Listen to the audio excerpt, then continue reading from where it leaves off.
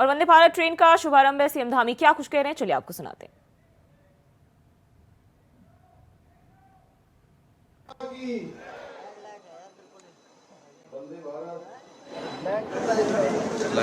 Train Dehradun से लखनऊ इसके बाद शुभारंभ अवसर पर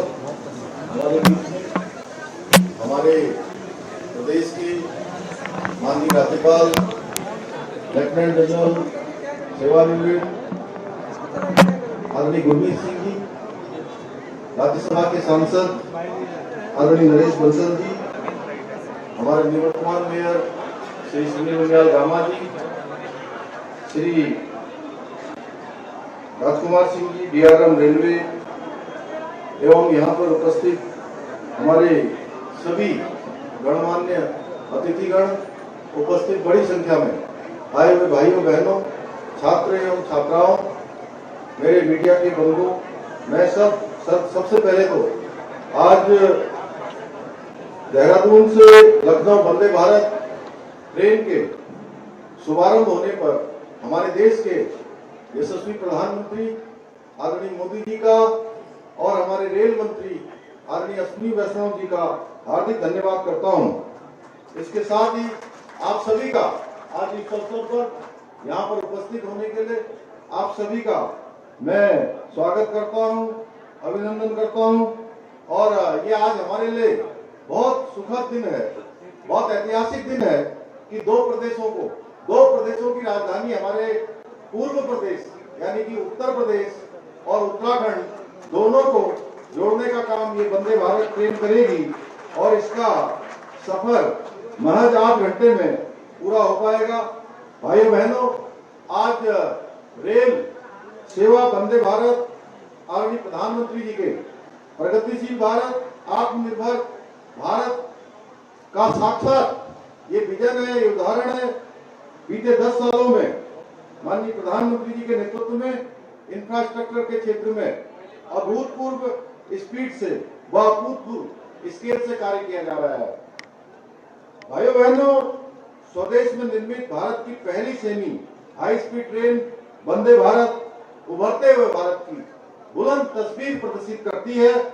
मुझे उम्मीद है कि यह हाई सेमी स्पीड ट्रेन देवभूमि के दुर्गम पहाड़ों पर भी दौड़कर एक नया कीर्तिमान स्थापित करेगी। इसके साथ ही हम सब जानते हैं आदरणीय प्रधानमंत्री जी का जो हमारे राज्य के साथ जो लगाव है वो किसी से छुपा हुआ नहीं है। इसी के कारण से उत्तराखंड में केंद्र सरकार के सहयोग से तेजी से विकास की योजनाएं आगे बढ़ रही हैं। पिछले अगर हम 10 वर्षों की बात करें तो 2 लाख करोड़ से भी ज्यादा की योजनाएं उत्तराखंड राज्य के लिए स्वीकृत हुई हैं। आज हम देख रहे हैं उत्तराखंड के रेलवे के क्षेत्र में भी 5120 करोड़ का बजट आवंटित किया गया है। अमृत भारत स्टेशन योजना के अंतर्गत 6 स्टेशनों के पुनर्विकास का कार्य किया जा रहा है।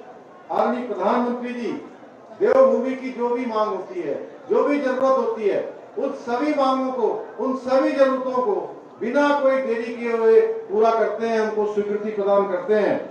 फिर चाहे वो एयर कनेक्टिविटी हो, चाहे वो रोपवे की बात हो या सड़क की हो, रेल हो या परिवहन हो, हर क्षेत्र में एक के बाद एक सुविधाएं आदरणीय प्रधानमंत्री जी के नेतृत्व में मिल रही हैं। हमने आदरणीय प्रधानमंत्री जी से देहरादून से अयोध्या के लिए वायुयान की संचालन की बात की, वह मांग हमारी पूरी हो गई। हमने पंतनगर से बनारस के लिए हवाई सेवा की मांग की, वह भी पूरी हो गई। आजादी के बाद पहली बार टनकपुर से देहरादून के मध्य ट्रेन संचालन की मांग की, वह भी पिछले दिनों पूरी हो गई। मैं कहना चाहता हूं कि जनता से जुड़ी हुई जिस भी सुविधा की मांग आदरणीय प्रधानमंत्री जी से करते हैं, वह सब एक के बाद एक हमको मिल जाती है, क्योंकि आदरणीय प्रधानमंत्री जी हमारे अभिभावक की तरह हमारी बातों को स्वीकार करते हैं। देहरादून से लखनऊ के मध्य वंदे भारत ट्रेन की सौगात देकर उत्तराखंड के प्रति अपने विशेष लगाव को उन्होंने हम सब के समक्ष हमेशा प्रदर्शित किया है। और इस अवसर पर भी इसके लिए मैं आदरणीय प्रधानमंत्री जी का आप सब की तरफ से, उत्तराखंड की देवतुल्य जनता की तरफ से हार्दिक धन्यवाद करता हूं। अब आदरणीय प्रधानमंत्री जी के नेतृत्व में उत्तराखंड में पहाड़ तक ट्रेन पहुंचने का सपना भी सच होने जा रहा है। कर्णप्रयाग से ऋषिकेश जो ट्रेन लाइन का काम चल रहा है, बहुत तेजी से आगे बढ़ रहा है। जल्दी उसमें भी ट्रेन का संचालन होगा। यह भी हमारे लिए एक स्वप्न के साकार होने के समान होगा। भाइयों बहनों, हमारी सरकार वोकल फॉर लोकल पर आधारित एक जनपद दो उत्पाद का संचालन प्रदेश के सभी 13 जनपदों में किया जा रहा है। अब इस योजना के दूसरे रूप में आदरणीय प्रधानमंत्री मोदी जी के नेतृत्व में एक स्टेशन एक उत्पाद रेलवे के द्वारा भी शुरू किया जा रहा है। इस योजना के माध्यम से हमारे स्थानीय उत्पाद बनाने वाले कारीगरों को, कुम्हारों को, बुनकरों को, शिल्पकारों को आजीविका के अवसर प्रदान होंगे। प्रत्येक दुकान से कम 4 से 5 हजार लोगों को रोजगार के अवसर प्राप्त होंगे। इसके साथ ही उत्तराखंड के 2 स्टेशनों पर जन औषधि केंद्र के शुभारंभ से यात्रियों को सस्ती दरों पर दवाइयां मिल सकेंगी। भाइयों बहनों, हमारी डबल इंजन की सरकार अंतिम छोर में खड़े व्यक्ति तक विकास की मुख्य धारा को जोड़ने के लिए, योजनाओं को धरातल पर उतारने के लिए काम कर रही है। हम उत्तराखंड को देश का श्रेष्ठ राज्य बनाने के लिए अपने विकल्प रहित संकल्प के मंत्र पर लगातार काम कर रहे हैं। लगातार आप सबके आशीर्वाद से आगे बढ़ रहे हैं। श्रेष्ठ उत्तराखंड के निर्माण में आप सभी का सहयोग और समर्थन की आवश्यकता। सिमधामी को भी आप लाइव सुन रहे थे। और बढ़ते खबरों की ओर, रांची से बड़ी खबर सामने आ रही। विधायक अंबा प्रसाद के कई रिश्तेदारों के घर ईडी की छापेमारी। विधायक अंबा प्रसाद के कई रिश्तेदारों के घर पर ईडी की छापेमारी की जा रही है। बड़कागांव से विधायक है अंबा प्रसाद, सुबह से जारी है छापेमारी। तो रांची से ये बड़ी खबर सामने आ रही। बड़कागांव से विधायक है अंबा प्रसाद, कांग्रेस विधायक है अंबा प्रसाद, जहां बताया जा रहा है कि उनके कई रिश्तेदारों के यहाँ सुबह से ही छापेमारी जारी है, ईडी की छापेमारी जारी है। तो विधायक अंबा प्रसाद के कई रिश्तेदारों के यहाँ ईडी की छापेमारी जारी है। तो रांची से ये बड़ी खबर सामने आ रही है। कांग्रेस विधायक अंबा प्रसाद के कई रिश्तेदारों के घर पर ईडी की रेड जारी है। बड़कागांव से विधायक है अंबा प्रसाद और सुबह से ही ईडी की छापेमारी जारी है। रांची से ये बड़ी खबर सामने आ रही। सुबह से ही ईडी छापेमारी कर रही है। और इसी खबर पर ज्यादा जानकारी के साथ रांची से अजय कुमार पांडे हमारे साथ जुड़ गए हैं। अजय, विधायक के यहाँ अंबा प्रसाद के यहाँ जो है रिश्तेदार, उनके रिश्तेदारों के आईडी की छापेमारी पड़ रही है, क्या जानकारी है इसको लेकर? देखिए, फिर कई दिनों के बाद फिर झारखंड में ईडी की दस्तक मिल रही है और कांग्रेस विधायक जो हैं अंबा प्रसाद, उनके करीबी में सहित मतलब अंबा प्रसाद समेत और उनके करीबी समेत 17 जगहों पे ईडी के दस्तक दिया और छापेमारी लगातार चल रही है। देखिए, आपको ये बता दें कि हजरतबाद के बड़कागांव के जो विधायक थे अंबा प्रसाद, और उनके यहाँ अभी रही है लगातार अभी ईडी की छापेमारी चल रही है। उनके खिलाफ जो है शिकायत पिछले दिनों की गई थी और उसी शिकायत को लेकर के आज ईडी ने उनके घर पर दस्तक दी है। जी अजय, किस आधार पर छापेमारी की जा रही है? बताया जा रहा है सुबह से ही छापेमारी हो रही है, लेकिन वजह क्या है? किस चीज के आधार पर ये छापेमारी जारी है? देखिए, अंबा प्रसाद के खिलाफ शिकायत पिछले दिनों की गई थी ईडी कार्यालय, जो में कार्यालय रांची में, और इसी के सबूत और उनके जो भी संदर्भ में जो भी FIR वगैरह दर्ज या जो भी उनके खिलाफ जो सबूत जो भेजे गए थे, उसके खिलाफ वो आज ईडी जो है उनके करीबी के घरों में आज छापेमारी चल रही है। और ईडी की टीम जो है 10 से 12 की संख्या में जो है वो अंबा प्रसाद जो विधायक, कांग्रेस के विधायक हैं, उनके घर में ईडी की दस्तक दी है। इसके अलावा जो हजारीबाग के सीओ हैं शशि भूषण सिंह, उनके यहाँ जो कि वो भी अंबा प्रसाद के बहुत करीबी माने जाते हैं, तो उनके यहाँ भी आज ईडी दस्तक दे रही है। वो छापेमारी जो है वो रांची में चल रही है। अच्छा, क्या ये छापेमारी सिर्फ रिश्तेदारों के यहाँ हो रही है या खुद विधायक के यहाँ पर भी जारी है? देखिए, अंबा प्रसाद के विधायक जो है उनके चाचा और उनके मामा के समेत उनके कई करीबी जो लोग हैं, जो राजेंद्र प्रसाद साहू जो हैं, उनके बहुत करीबी जो माने जाते हैं, उनके जो कारोबार देते हैं अंबा प्रसाद के, तो उनकी यहाँ भी छापेमारी चल रही है। और लोकसभा चुनाव से पहले जो है एक बार फिर से जो है छापेमारी एक विधायक के यहाँ की जा रही है। बताया जा रहा है कि अंबा प्रसाद जो है सबसे युवा नेताओं में शामिल है।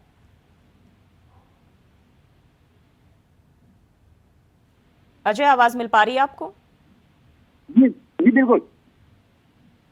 जी, बात करें अंबा प्रसाद की तो युवा नेताओं में शामिल है और अभी लोकसभा चुनाव से पहले उनके यहाँ छापेमारी जारी है।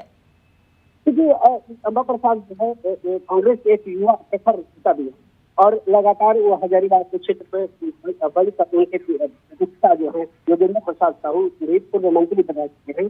तो ऐसे में वो लगातार उनके यहाँ कई उनके पिता के है कई शिकायतें या मामला न्यायालय में चल रहा है। ऐसे में उनकी शिकायतें कई ईडी के पास पहुंच, इसकी लेकर के वो आज जो है उनके यहाँ दस्तक दे चुकी है। जी, बहुत बहुत शुक्रिया अजय तमाम जानकारी के लिए। चंडीगढ़ से बड़ी खबर सामने आ रही है। बीजेपी जेजेपी का गठबंधन टूटा। हरियाणा में सभी मंत्रियों का इस्तीफा संभव, सामूहिक रूप से इस्तीफा संभव। तो चंडीगढ़ से ये बड़ी जानकारी सामने आ रही है। हरियाणा में सभी मंत्रियों का इस्तीफा संभव, सामूहिक रूप से इस्तीफा माना जा रहा है कि इस्तीफा दे सकते हैं और टूट सकता है बीजेपी जेजेपी का गठबंधन। तो हरियाणा में सभी मंत्रियों का इस्तीफा होगा। सूत्रों के हवाले से ये जानकारी सामने आ रही है। बीजेपी के पर्यवेक्षक चंडीगढ़ रवाना हो चुके हैं। अमित शाह से मिल सकते हैं दुष्यंत चौटाला। नए सिरे से गठित होगी हरियाणा सरकार। तो सूत्रों के हवाले से ये जानकारी सामने आ रही है। हरियाणा सरकार जो है नए सिरे से गठित की जाएगी। नए मंत्रिमंडल में जेजेपी नहीं होगी शामिल। तो ये बड़ी जानकारी सामने आ रही है। नए मंत्रिमंडल में जेजेपी को शामिल नहीं किया जाएगा। 12 बजे विधायक दल की बैठक होने जा रही है। तो अमित शाह से दुष्यंत चौटाला मिल सकते हैं। 12 बजे विधायक दल की बैठक है। तो अब बताया जा रहा है कि नए सिरे से हरियाणा सरकार का गठन किया जा सकता है और नए मंत्रिमंडल में जेजेपी को शामिल नहीं किया जाएगा। तो वहीं बीजेपी के पर्यवेक्षक जो है चंडीगढ़ के लिए रवाना हो चुके हैं। तो हरियाणा में सभी मंत्रियों का इस्तीफा होगा। सूत्रों के हवाले से ये जानकारी सामने आ रही है। सामूहिक रूप से इस्तीफा संभव बताया जा रहा है। हरियाणा में सभी मंत्रियों का इस्तीफा संभव है। टूट सकता है बीजेपी जेजेपी का गठबंधन। चंडीगढ़ से ये जानकारी सामने आ रही है।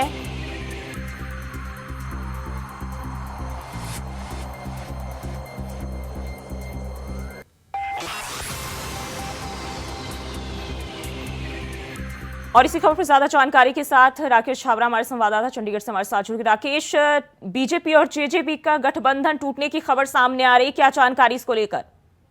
जी बिल्कुल, आपको बता दें कि सूत्रों के हवाले से जो जानकारी मिल रही है उसमें बीजेपी और जेजेपी का जो गठबंधन टूटने जा रहा है, इसको लेकर आज दोपहर को भी जो है एक बैठक बुलाई गई है बीजेपी की तरफ से। तो आपको बता दें अभी जो शंका जता रही थी कि बीजेपी और जेजेपी लड़ेगी, लेकिन आज जो सुबह से जो जानकारी मिली है उसमें यही क्लियर हुआ है कि इनका गठबंधन टूटेगा। आगे जो इलेक्शन है उसको लेके जो चुनाव को लेकर अभी रूपरेखा बनाई जाएगी।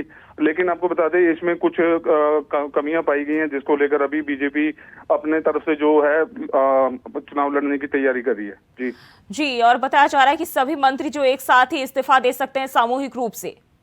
जी बिल्कुल, इसमें अभी इस तरह की कोई पुष्टि हुई तो नहीं है, क्योंकि अभी ये चीज जो है मीटिंग के बाद क्लियर होगी कि क्या फैसला लिया जाता है। लेकिन जो सूत्रों के हवाले से जो अंदर की खबर निकल के आ रही है उसमें यही कहा जा रहा है कि जो जितने भी मंत्री हैं सभी इसमें इस्तीफा दे सकते हैं। जी, और बताया ये भी जा रहा है कि 12 बजे बैठक होने जा रही है। बैठक में क्या कुछ बातचीत की जाएगी? नए सिरे से बताया जा रहा है सरकार का भी गठन किया जा सकता है। जी बिल्कुल, अगर ऐसा होता है तो कहीं ना कहीं जेजेपी को भी बहुत बड़ा झटका लगेगा और बीजेपी को नए सिरे से इस चीज को जो है करना पड़ेगा और उसके लिए कैंडिडेट होंगे, अपने लेवल पे लड़ना होगा। तो कहीं ना कहीं एक जो है चैलेंज वाला पॉइंट हो गया। तो इसको देखते हुए अभी 12 बजे के आसपास इन्होंने मीटिंग रखी है जहाँ पे बीजेपी की पूरी कैबिनेट वहां पे पहुंचेगी और एमएलए पहुंचेंगे। तो उसमें क्या अभी निकलता है चुनाव को लेकर भी चर्चा हो सकती है और हो सकता है कि जितने भी इनके जो है गठबंधन है उसमें जो है सारे जो है कैंडिडेट इस्तीफा दे सकते हैं। लेकिन अभी इस तरह की कोई पुष्टि नहीं हुई है, लेकिन अभी इसके लिए हमें इंतजार करना होगा। राकेश, अगर हम बात करें ये गठबंधन की तो बीजेपी और जेजेपी के बीच जो तनाव आई वो क्या वजह रही, इसके पीछे की क्या वजह है, सरकार टूटने की नौबत आ गई है? जी बिल्कुल, आपको बता दें कि जो भारतीय जनता पार्टी और जेजेपी के जो सूत्र हैं अंदर से हमें जानकारी ये दे रहे हैं कि कहीं ना कहीं जो है आपस में खींचातानी को लेकर है, क्योंकि दोष ये लगाए जा रहे हैं कि जैसे कि अंदर खाते में जो कांग्रेस के कुछ बंदे हैं जो धांधली कर रहे थे, जिन्होंने इनलीगल प्रॉपर्टीज बनाई हैं, तो बीजेपी को इलेक्शंस में जैसे सर्वे रिपोर्ट उनको मिली है, जो उन्होंने देखा कि उनको लग रहा है कि शायद हो सकता है कि हमें इस चीज के लिए कहीं हार का सामना ना करना पड़े, तो कहीं ना कहीं जो सर्वे रिपोर्ट के हिसाब से भी उन्होंने इस चीज का फैसला किया है। तो कहीं ना कहीं अगर देखा जाए तो अभी मीटिंग के बाद सारी क्लियर हो जाएगा और इसके बाद प्रेस कॉन्फ्रेंस भी हो सकती है और क्लियर कर सकते हैं कि आगे क्या होगा, वो कितने लोग इस्तीफा देते हैं, ये अभी आने वाली तस्वीरें बताएंगी। जी राकेश, बहुत बहुत शुक्रिया आपका तमाम जानकारी के लिए। और देश में लोकसभा चुनाव से पहले केंद्र की मोदी सरकार ने एक बड़ा कदम उठाया है। केंद्र सरकार ने पाकिस्तान, अफगानिस्तान और बांग्लादेश से आए अल्पसंख्यक लोगों को भारत की नागरिकता देने के मकसद से नागरिकता संशोधन अधिनियम यानी सीएए को लेकर अधिसूचना जारी कर दी। और इसका मतलब साफ है कि अब सालों से भारत में रह रहे ऐसे लोगों के लिए भारत की नागरिकता के लिए रास्ता साफ हो गया है। केंद्र सरकार के इस फैसले से भारत में रह रहे हिंदू शरणार्थियों में खासा उत्साह का माहौल देखने को मिल रहा है। कुछ ऐसी तस्वीर दिल्ली के रोहिणी सेक्टर 11 में भी देखने को मिली। रोहिणी सेक्टर 11 में रह रहे पाकिस्तानी हिंदू शरणार्थियों में खुशी का माहौल साफ तौर पर देखने को मिला।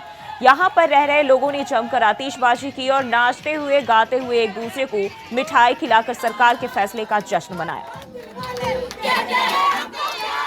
केंद्र की मोदी सरकार ने 2019 में अपने घोषणा पत्र में सीएए के मुद्दे को लेकर के प्राथमिकता दिखाई, जिसके बाद 2019 में इस कानून को पास भी कर दिया गया। लेकिन लंबे समय से ये कानून अटका रहा और अब जब एक बार फिर से लोकसभा चुनाव नज़दीक है तो उससे पहले केंद्र की मोदी सरकार ने पूरे देशवासियों को तोहफा देते हुए इसकी अधिसूचना जारी कर दी है। यानी कि अब साफ तौर पर कहा जा सकता है कि वो मुस्लिम बहुल देश के जो अल्पसंख्यक लोग जो भारत में आए थे उनको अब भारत की नागरिकता मिलने का जो रास्ता है वो साफ हो जाएगा। अब ऐसे में मैं पहुंचा हूं दिल्ली के रोहिणी सेक्टर 11 में, जहां पर विशेष तौर पर अगर मैं बात करूं तो पाकिस्तानी जो शरणार्थी हैं वो यहां पर रह रहे थे पिछले लंबे वर्षों से, जिसके बाद और इस अधिसूचना के बाद यहाँ के लोगों में एक जश्न का माहौल साफ तौर पर दिखने को मिल रहा है। लोग नाचते गाते हुए इस अधिसूचना को जो है जश्न मना रहे हैं और कहीं ना कहीं लोगों में साफ तौर पर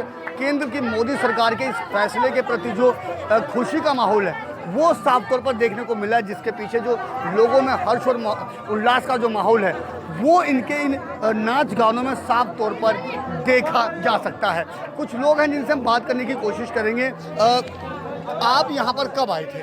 2013 में, 2011 में भी आए थे हमारे बहन भाई और हम लोग 2013 में आए थे। अच्छा, मोदी सरकार ने सीएए के कानून को लेकर के अधिसूचना जारी कर दी, यानी कि अब आप लोगों को भारत की नागरिकता मिल जाएगी। कितनी खुशी है आप लोगों में? खुशी तो हम अक्षरों से बयान नहीं कर सकते, कह के बयान नहीं कर सकते कि कितनी खुशी है। खुशी ऐसी है जैसे मछली को जल मिल जाए और मरे हुए प्राणी को प्राण मिल जाए, फिर से जीवित हो जाए।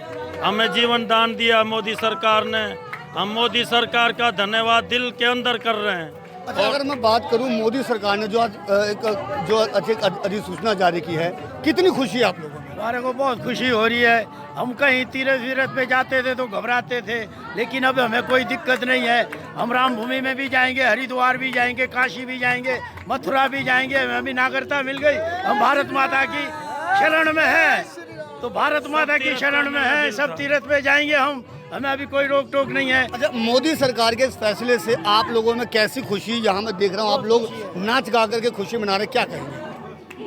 हम तो इतने खुश हैं कि हम कुछ कह नहीं सकते। जैसे बहुत एक जिंदगी का जो लक्ष्य था, मकसद था, वो पूरा कर दिया मोदी ने हमारा। हम लोग अपने घर बार जमीन जायदाद सब कुछ छोड़ के यहाँ आए थे, अपने बच्चे लेके सिर्फ अपना धर्म बचाने आए थे। नहीं तो वहाँ तो हमें वहाँ भी खाने को मिलता था, लेकिन यहाँ हमारी नागरिकता नहीं थी। हमें पाकिस्तानी पाकिस्तानी पाकिस्तानी कहते थे। आज मैं गर्व से कहता हूँ कि मैं हिंदुस्तानी हूँ। एक मिनट। तो ये वो लोग हैं जो पाकिस्तान से 2013 के करीब में यहाँ पर आए थे और यहाँ पर रह रहे थे, और अब जो केंद्र सरकार ने अधिसूचना जारी की है उसके बाद जिस तरीके से इनके लिए भारत की नागरिकता का जो रास्ता साफ हो गया है, साफ तौर पर खुशी देखने को मिल रही है और ये कहा जा सकता है कि इनके लिए अब एक नया सवेरा जरूर उग गया है। Ajit Kumar, India voice, Delhi. और बुलेटिन में फिलहाल के लिए बस इतना ही। खबरों के लिए बने रहे इंडिया वॉइस के साथ।